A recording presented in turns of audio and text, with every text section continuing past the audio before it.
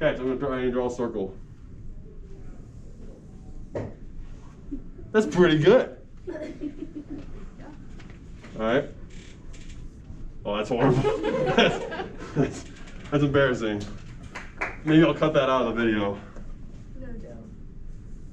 Dang it, what the heck? Why can't I do...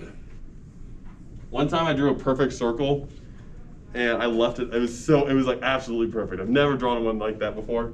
And I left it up there for like 3 months because I was like, I can't erase it. And I haven't been able to replicate it. And I did it on accident. I wasn't even trying. I was like, all right. And so the earth, and I drew it and they're all like, I was like, what? I was like, whoa. All right. So what's our first, all right, let's say the earthquake, wait, crust, mantle, okay, that's good. I don't like this one. Sorry, it's too close. The mantle's thicker. Oh my gosh, what is happening? A skeleton just fell from the ceiling. Okay, that's better. Actually, that's pretty good. Yeah. I didn't even mean to do that. Okay. The chaos. I told you I had lots of energy today. You didn't believe me. Did I tell that? Was that this class? Yeah. She said no. She wasn't listening. All right, so we have our P waves. Where can I write that you'll see it? You'll see that there. P waves.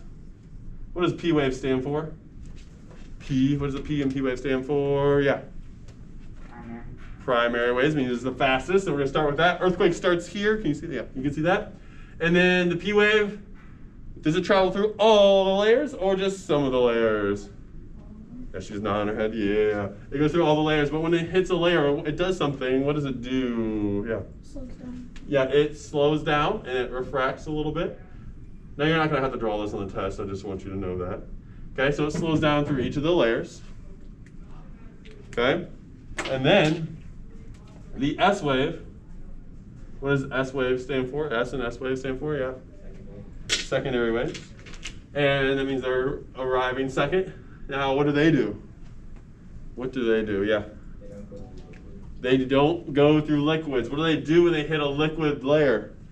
Yeah. Bounces back. It just bounces off, not necessarily back, but yeah, it just bounces off. Okay? So that's what your drawing should look like in general. I mean, as long as it's bouncing off and, wait, why does it bounce off of this layer right here? I didn't mention that. Yeah, way in the back. Yeah, this is the outer core. The outer core is liquid. Liquid what? Yeah? She knows what she's doing. She just doesn't think. Gosh. All right. That make sense? We good? All right. GoPro, stop recording. Okay. I just wanted to walk off dramatically. GoPro, stop recording. Oh, I just blew their mind, everybody. All right, everybody. So so the question is for number, what number? 13. Number 13. Thank you, whoever just said that. So describe convection currents. So where do convection currents begin? What layer do convection currents begin? Yes? The outer core. Yes, but before the outer core, there's something deeper. What's right below the outer core? The inner core. The inner core is very Hot. That's right, thank you. The inner core, let me see, I don't want to write it where they can't see. Can you see here? Is this okay? All right. All right, inner core. Not really, but it's not live. It's just I know. okay. The inner core, okay? The inner core is very hot. Whoa, whoa. And then it heats up the material above it. What layer is right above it? Yeah. Outer core. Yeah, the outer core. The outer core is here. Okay? And what happens when it gets heated up? What happens? This material here, it gets warm. Where does it go? Person behind me. It goes to the outer core. Wait, where does? Oh, it rises. It rises. Why does it rise? Yeah. It's less dense. Yeah, it's less. Can you see that? Well, kind of. Less dense. Less dense. Okay. And why does it become less dense and rising? Like what's happening to the molecular level? Yeah. Moving faster. They're moving faster, and the molecules are moving. They're faster, and what? Yeah.